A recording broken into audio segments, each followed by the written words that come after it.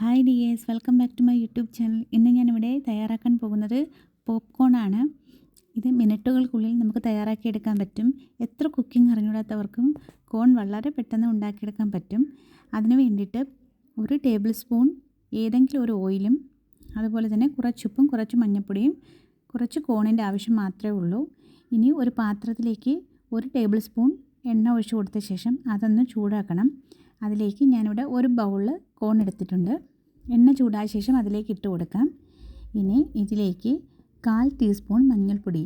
നിങ്ങൾക്ക് വൈറ്റ് ആയിട്ടുള്ള പോപ്കോൺ ആണെങ്കിൽ മഞ്ഞൾപ്പൊടിയുടെ ആവശ്യമില്ല. ഇവിടെ ഞാൻ ഒരു യെല്ലോ കളറിന് വേണ്ടിയിട്ടാണ് മഞ്ഞൾപ്പൊടി ചേർത്ത് കൊടുത്തിരിക്കുന്നത്. ഇനി ഇതിലേക്ക് ഉപ്പ് ചേർത്ത് കൊടുക്കാം. ഞാനിവിടെ 1/4 ടീസ്പൂൺ ഉപ്പ് ചേർത്ത് കൊടുക്കുന്നുണ്ട്. ഇതെല്ലാം കൂടി നല്ലപോലെ ഒന്ന് മിക്സ് ചെയ്ത ശേഷം നമുക്ക് ഒന്ന് അടച്ചു വെക്കാം. പ്രത്യേകം ശ്രദ്ധിക്കണം, കോൺ ഉണ്ടാക്കുമ്പോൾ ഹൈ ഫ്ലെയിമിൽ തന്നെ ഇട്ടേക്കണം. ഏകദേശം ഒന്നിവിടെ പൊട്ടിയിട്ടുണ്ട്. ഇനി മെല്ലെ മെല്ലെ മിനിറ്റുകൾക്കുള്ളിൽ തന്നെ കോൺ റെഡിയായി കിട്ടും. കോൺ പൊട്ടുന്ന ടൈമിൽ ഇതിൻ്റെ ലിഡ് ഓപ്പൺ ആക്കാൻ പാടില്ല. കാരണം പെട്ടെന്ന് ഇത് പൊട്ടി ഫേസിലേക്കൊക്കെ തെറിക്കും. അതുകൊണ്ട് ജസ്റ്റ് ഒന്ന് മാറി നിൽക്കണം. ലിഡ് വെച്ച് അടച്ചിട്ടില്ലെങ്കിൽ ഒന്ന് മാറി നിൽക്കണം. ലിഡ് അടച്ചിട്ടുണ്ടെങ്കിൽ സേഫാണ്. ഇത് കുക്കറിലും നമുക്ക് ഉണ്ടാക്കിയെടുക്കാൻ പറ്റും. ഇവിടെ ഞാൻ സോൾട്ടഡ് പോപ്കോൺ ആണ് ഉണ്ടാക്കിയെടുക്കുന്നത്.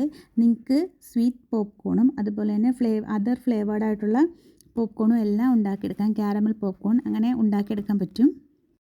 ഇട്ട് കൊടുത്ത കോണെല്ലാം ഇവിടെ ഏകദേശം പൊട്ടി വന്നിട്ടുണ്ട്. ഇതിൻ്റെ ആ പൊട്ടുന്ന സൗണ്ട് സ്റ്റോപ്പ് ആകുമ്പോൾ നമുക്ക് കരുതാം ഇതിൽ ഇട്ട് കൊടുത്ത കോണെല്ലാം റെഡി ആയിട്ടുണ്ടെന്ന്. ഇത് ഞാൻ ജസ്റ്റ് ഒന്ന് ഓപ്പൺ ചെയ്ത് കാണിച്ചു തരാം. ഇവിടെ ഏകദേശം ടോപ്പിലേക്ക് എത്തിയിട്ടുണ്ട്. ഇതുപോലെ നല്ലതുപോലെ കിട്ടിയിട്ടുണ്ട് പോപ്കോൺ. ഇനി നമുക്കിതൊരു പാത്രത്തിലേക്ക് മാറ്റാം. ഹൈ ഫ്ലെയിമിൽ തന്നെ ഇട്ട് പോപ്കോൺ റെഡിയാക്കാൻ പ്രത്യേകം ശ്രദ്ധിക്കണം. ഇവിടെ പോപ്കോൺ റെഡിയായി കിട്ടിയിട്ടുണ്ട്.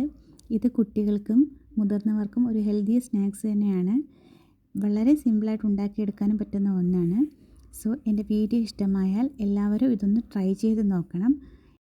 അതോടൊപ്പം ലൈക്ക് ചെയ്യുകയും സബ്സ്ക്രൈബ് ചെയ്യുകയും വേണം. Okay, thank you.